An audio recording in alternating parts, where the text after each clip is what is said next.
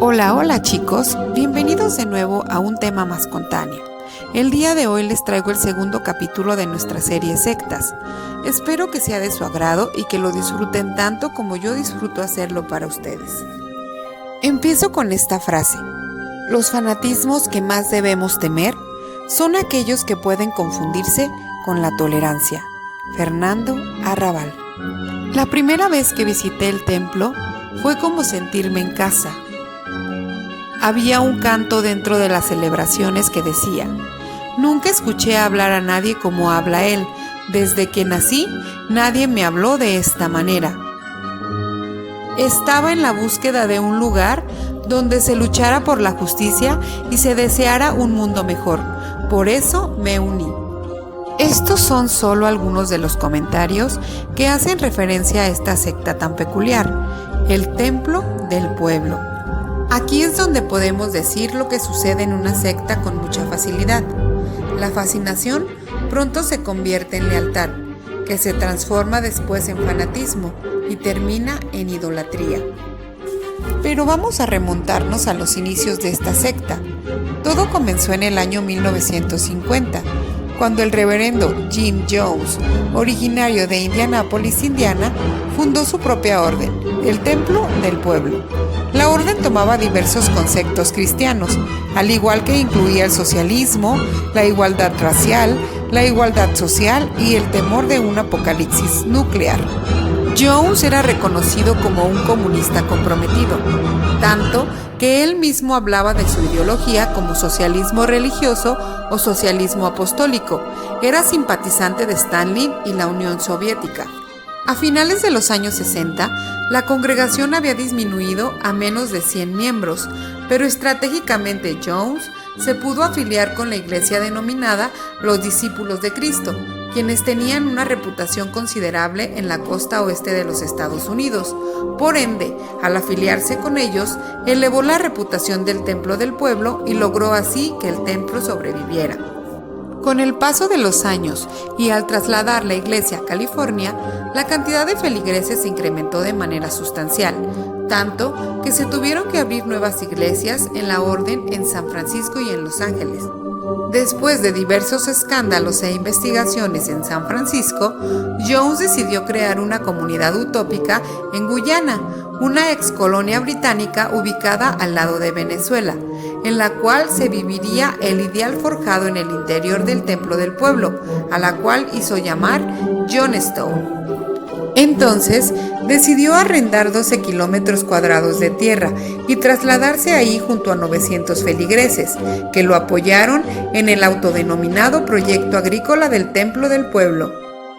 Escogimos Guyana porque hablaban inglés y no iban a generar problemas con la inmigración de las personas que quisieran unirse al proyecto, comentó un exmiembro de la orden.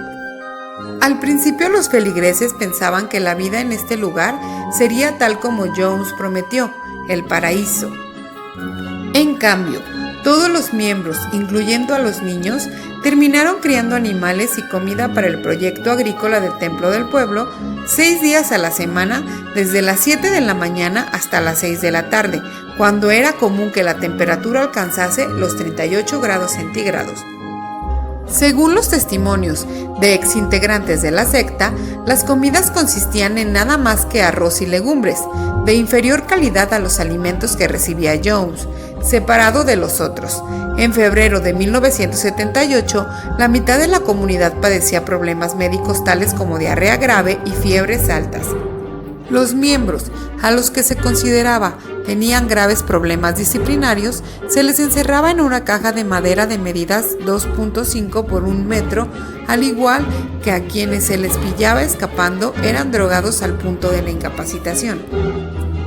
Guardias armados patrullaban el pueblo día y noche para asegurarse que las órdenes de Jones fuesen seguidas. Los niños eran entregados al cuidado comunal y se referían a Jones como papá, y se les permitía solo ver a sus padres brevemente durante la noche. La gente de los alrededores relataba historias de horror sobre duras palizas y un hoyo de tortura. un pozo en donde hacía que tiraran a los niños que no se comportaban en mitad de la noche. Los asustaba haciéndoles creer que había un monstruo habitando en el fondo del pozo, cuando lo que en realidad había era un hombre el cual tiraba y doblaba las piernas de los niños mientras ellos descendían del pozo.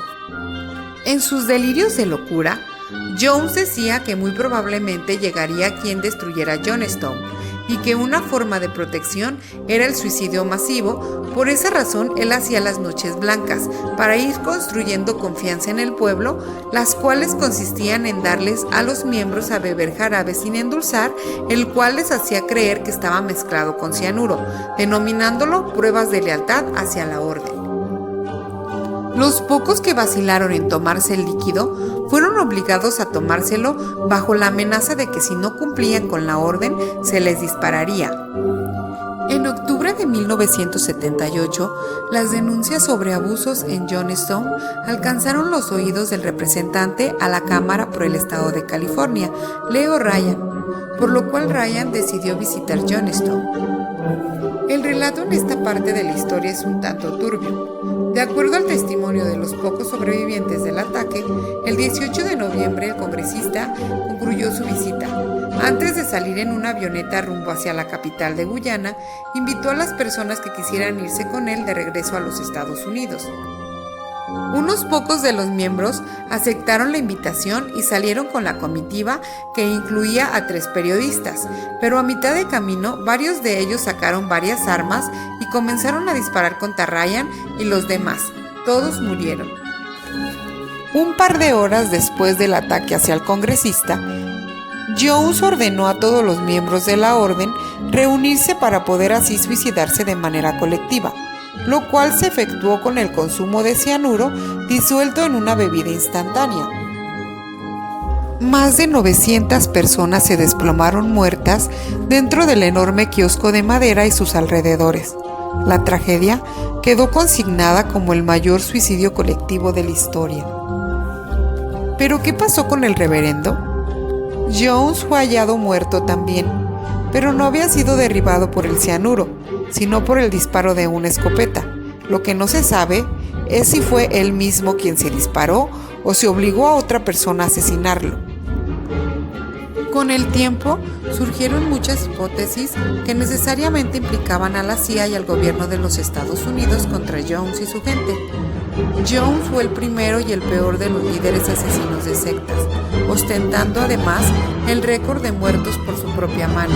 Pero el mayor legado de Jones fue abrir el camino para que otros dirigentes con las ideas retorcidas guiaran a sus fieles a la muerte absurda en nombre de su supuesta divinidad.